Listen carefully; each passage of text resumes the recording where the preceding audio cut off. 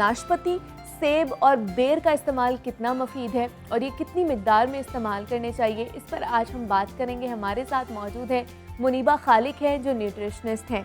मुनीबा, मैं आपको खुशामदीद कहती हूँ। जागो लाहौर में कैसी हैं आप? अल्हम्दुलिल्लाह, आप कैसे हैं? मैं भी बिल्कुल ठीक ठाक हूँ। एक मुनीबा यहाँ पे बैठी हुई है, एक मुनीबा वहाँ पे बैठी हुई है, तो आज मुनीबा हो गया। मुनीबा, आजकल हम देख रहे हैं कि मौसमी फल बहुत ज़्यादा है, तो वो अपने साथ कुछ अफादियत भी लेके आते हैं। तो नाशपाती और जो सेब हैं, आजकल हम गांचा सेब जो एक होता है उसको हम बहुत ज़्यादा देख रहे हैं कि बाज़ारों में बिक रहे हैं, तो उनकी अफादियत के बारे में हमें बताइएगा, कितने अच्छे हैं हमारी सेहत के लिए। बिल्कुल। सबसे पहले तो जो आपने बात की मौसमी फल, तो हमारा ज़्यादा एम्फेसिस होता है सीजनल फ्रूट्स के ऊपर। सीजनल क्यों? ठीक है, वाई नॉट? अब क्योंकि सेब तो through out the year available है ना, तो हम सीजनल फ्रूट पे क्यों एम्फेसिस करते हैं? क्योंकि जो सीजनल फ्रूट होता है वो न्यूट्रिएंट्स रिच होता है। ठीक है। आपको थ्रू आउट द ईयर, अब टेक्नोलॉजी में एडवांसमेंट की वजह से फल या सब्जियां अवेलेबल तो होती हैं, मगर उनमें न्यूट्रिएंट लॉस हो जाते हैं क्योंकि ट्रांसपोर्टेशन की कॉस्ट होती है, कुछ प्रिजर्वेटिव्स होते हैं, फिर वैक्स की कोटिंग होती है। इस वजह से सीजनल फ्रूट जो आपने बात की उस पर ज़्यादा एम्फेसिस होता है। फिर इन पर्टिकुलर अगर सेब या नाशपाती की बात की जाए तो इनके अंदर सॉल्युबल फाइबर की बहुत अच्छी अमाउंट है। अब मोस्ट ऑफ द टाइम्स आप देखते हैं, I encounter a lot of patients जो कॉन्स्टिपेशन का शिकार होते हैं। तो सॉल्युबल फाइबर ना सिर्फ कॉन्स्टिपेशन में हेल्प करते हैं, मगर इसके साथ साथ डायबिटीज़ के पेशेंट्स, कार्डियोवास्कुलर डिजीज़ जैसे कि दिल की बीमारियाँ, उनमें भी बहुत अच्छा होता है। अब अगर आपकी गैस्ट्रोइंटेस्टाइनल ट्रैक यानी मैदे के अंदर कुछ हाई शुगर रिलीजिंग कंपोनेंट्स हैं, उसके साथ आपने कुछ फ्रूट भी लिया हुआ है,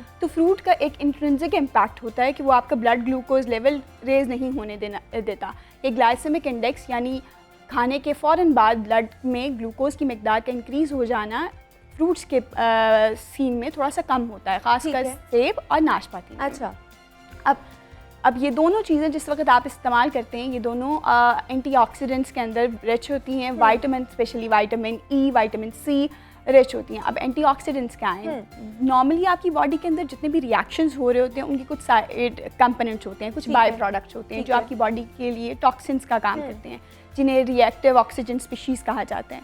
अब ये रिएक्टिव कंपोनेंट्स को आपकी बॉडी से एलिमिनेट होना without reacting with your body organelles is बहुत इंपॉर्टेंट। तो मोस्ट ऑफ द टाइम्स ऐसा होता है कि जब आप अपनी बॉडी में प्रॉपर एंटीऑक्सीडेंट्स की मिकदार नहीं ले रहे तो आपकी बॉडी ऑक्सीडेटिव स्ट्रेस में जा सकती है। इसीलिए फ्रूट्स 5 अ डे का कॉन्सेप्ट है कि पूरे दिन में किसी भी किस्म के फल या सब्जियां मुख्तलिफ रंगों की आप इस्तेमाल करें, जिसके अंदर एंटीऑक्सीडेंट, फ्लेवोनॉइड्स और फाइटोकेमिकल्स हों, ताकि आपकी बॉडी इम्यून बूस्टर के तौर पे इन चीज़ों को कंज्यूम करे। ठीक है, मतलब ये बहुत ज़रूरी है कि हम जहाँ पर खाना खा रहे हैं उसके साथ हम लोग इसका भी एक पोर्शन लें, वो चाहे सब्जियां हो या चाहे फ्रूट्स हो, दिन में हमें खाना चाहिए, इसका भी एक पोर्शन रखना चाहिए। दूसरा, अगर हम नाशपाती की बात करें तो मुनीबा, किस उम्र के जो अफराद हैं वो ज़्यादातर इसको खा सकते हैं? क्या जो शुगर के पेशेंट हैं वो भी इसका इस्तेमाल कर सकते हैं? बिल्कुल कर सकते हैं। मैंने पहले बताया कि ग्लाइसेमिक इंडेक्स रेटिंग पे लो में आता है, लो टू मीडियम। ठीक है, आजकल ये कॉन्सेप्ट बड़ा प्रमोट किया जा रहा है कि अगर आप जाके कहीं भी बताते हैं कि फ्रूट बहुत फ़ायदेमंद है, तो मोस्ट ऑफ द टाइम्स ऐसा होता है लोग फ्रूट जूसेस की तरफ चले आते हैं। एग्जैक्टली, हाँ। तो जिस वक्त आप जूसेस की तरफ जाते हैं, आप उसका फाइबर कंटेंट एलिमिनेट कर देते हैं और आप होल प्रोडक्ट तो नहीं ले रहे होते ना, आप सिर्फ जूस ले रहे हैं। हाँ। तो वो डायबिटिक पेशेंट्स के लिए वो अच्छा नहीं है। मगर अगर आप होल फ्रूट ले रहे हैं क्योंकि उसके अंदर ample amount of soluble fibre है, और मोस्ट इंपॉर्टेंटली आप पील के साथ लें क्योंकि ज़्यादातर विटामिन और मिनरल्स पील के पास होते हैं। तो जब आप छिलका उतार देते हैं, ये मोटा छिलका उतार देते हैं, तो आप काफ़ी ज़्यादा विटामिन और मिनरल्स और एंटीऑक्सीडेंट्स से डिप्राइव हो जाते हैं। तो इसलिए कोशिश किया करें कि नाशपाती हो जाए या सेब हो जाए। सेब के अंदर ज़्यादा होता है कि छिलका उतार दिया जाता है, तो उसको एज होल इस्तेमाल करें। जूसेस से ज़रा अवॉइड करें क्योंकि जूसेस फ्रुक्टोज में हाई हो जाते हैं। मतलब वो नहीं पीने चाहिए, होल फ्रूट लें, ज़्यादा रिकमेंड करते हैं। नाशपाती को तो as a powerhouse of ये सुपर फूड भी कहा जाता है, और दूसरा ये कहा जाता है कि जनाब नाशपाती खाने से आपकी भूख भी भाग जाती है। इसमें कितनी सदाकत है? बिल्कुल सही है। अगर आपने देखा होगा डाइट प्लान्स के अंदर नाशपाती is very very seasonal, but most of the times आपको एप्पल मिलेगा। ये मतलब ये कहते हैं कि एप्पल और जो नाशपाती ना दोनों एक ही फैमिली के हैं, कजन्स हैं मोर और लेस लाइक। मगर इसका फ़ायदा ये होता है कि अब बेवक्त की भूख है, आपका कोई बड़ा मील नहीं है, मेजर मील आपका उस वक्त नहीं है, तो अगर आप फ्रूट पे मंच करते हैं रेदर दैन कोई चिप्स ले लिया या कुछ फास्ट फूड स्नैक्स ले लिए, मंचिंग मेजर इशू है ना, आपको कभी भूख लगी हुई है तो आप ऑर्डर कर लेते हैं, तो उस वक्त अगर आपके पास ready to eat some fruits हैं तो वो is instant source of energy. At the same time वो आपको वाइटामिन और मिनरल्स में इतने ज़्यादा रिच हैं कि आप उसमें अपनी बॉडी को हेल्दी फील करेंगे, वो आपके इम्यून सिस्टम को बूस्ट करेंगे। तो ये नाशपाती अगर हम खा रहे हैं तो इसके साथ और भी कौन से फ्रूट्स ले सकते हैं, मतलब एक कॉम्बो बनाकर जिसकी न्यूट्रिएंट वैल्यू ज़्यादा हो और हमारी सेहत के लिए भी अच्छा फ्रूट्स, मज़े की बात यह है कि आपके जितने भी फ्रूट्स हैं जो हो रहे हैं उनकी न्यूट्रिएंट वैल्यू बहुत अच्छी है, ठीक है। इसके अंदर आपको फाइटोकेमिकल्स मिलेंगे या ऐसे न्यूट्रिएंट्स मिलेंगे जो कम मिकदार के अंदर आपकी बॉडी को चाहिए होते हैं, मगर दे आर वेरी हेल्दी। आप फलों के अंदर प्रोटीन नहीं होती, बिल्कुल, they are literally not having any source of any amount of protein in it, ठीक है। तो but at the same time ये आपको इतने ज़्यादा थोड़ी थोड़ी अमाउंट में, ट्रेस अमाउंट में वाइटामिन और मिनरल्स और फाइटोकेमिकल्स न्यूट्रिएंट्स प्रोवाइड कर रहे होते हैं कि आपकी बॉडी की वो जो एक RDA है वो फुलफिल हो जाता है जितना आपको रिक्वायर्ड होता है। ठीक है मुनीबा, हम देखते हैं बड़े तो चले फिर भी फ्रूट्स खा लेते हैं किसी ना किसी तरह, बच्चों के लिए ये कितना फ़ायदेमंद है ये जो नाशपाती है या फ्रूट्स खाना है? अगर ख़ास तौर पर नाशपाती और एप्पल की बात करें तो फिर किस तरह उनको इस साइड पे लेकर जाएं, क्योंकि बच्चे तो इन चीज़ों से भागते हैं, वो ज़्यादातर जंक फूड की तरफ ही जाते हैं और उन्हीं को पसंद करते हैं। अगर आपके पास जो बच्चा है वो इन्फेंट है 6 years to 2 years, तो अगर 1 साल से छोटा है प्राइमरीली, तो आप उसको मैश करके दें चीज़ें, दैट्स वेरी गुड, ठीक है। आप उसको पील उतार के दें क्योंकि वो चोकिंग का सबक बन सकता है, ठीक है। आपने उसको मैश करके दिया, डिफरेंट फूड्स थोड़े थोड़े पोर्शन में ले लिए, वेरी वेरी हेल्दी ऑप्शन। उसके बाद थोड़ा बड़ा बच्चा हो गया जो अपने हाथ में पकड़ के खा सकता है, फिंगर फूड्स के तौर पे आप उसको दें। और सबसे अच्छी बात है आप बच्चों के सामने खुद खाएं, ठीक है। अगर बच्चे आपको देख रहे हैं कि आप जंक फूड ले रहे हैं, definitely they are going to opt that. ऐसा नहीं हो सकता आपके हाथ में तो बर्गर है but you are expecting your son और your children to have some healthy snacks, ऐसा नहीं होता, ठीक है। जो आप दिखा रहे हैं उन्हें दे कॉपी दैट। बिल्कुल ऐसे ही है। तो ये क्या फ्रूट्स खाने की भी कोई टाइमिंग होती है? बिल्कुल, बहुत बहुत important question. Most of the times ऐसा होता है कि हमने अपनी रूटीन को इस तरह से ऑर्गेनाइज कर लिया है कि दिन को सो रहे हैं, रात को जाग रहे हैं, तो night time is literally not good. Dinner के अंदर आप फ्रूट्स लें, ये आपकी बॉडी के लिए अच्छा नहीं है।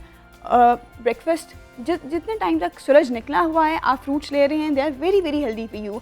रात के टाइम क्योंकि जो फ्रूट्स होते हैं वो ज़्यादा देर आपके स्टमक में नहीं रहते, उनका डाइजेशन टाइम या गैस्ट्रिक एंटिंग टाइम कम होता है। तो अगर आप डिनर में ले रहे हैं और उसके बाद आप सो रहे हैं तो आपका जो निज़ाम इंहज़ाम होता है वो स्लो हो जाता है सोते हुए। तो इसलिए कोशिश करनी चाहिए कि आप सोने से पहले फ्रूट्स ना लें। आप कोशिश करें उस वक्त लें जिस वक्त यू आर वेरी एक्टिव। मतलब सुबह में लें ताकि आप अगर वो खा भी रहे हैं तो उसके बाद वो डाइजेस्ट हो जाए, कोई ना कोई काम कर रहे हो। तो कितना पोर्शन लेना चाहिए हमें एक दिन में अपनी डाइट में फ्रूट्स का? आप 2 to 3 सर्विंग्स ले सकते हैं। सर्विंग मीन एक नॉर्मल मीडियम साइज एप्पल, एक नॉर्मल बनाना, नाशपाती, व्हाटसोएवर इज अवेलेबल। मतलब एक दिन में एक एप्पल, 2 से 3 फल टोटल, ठीक है।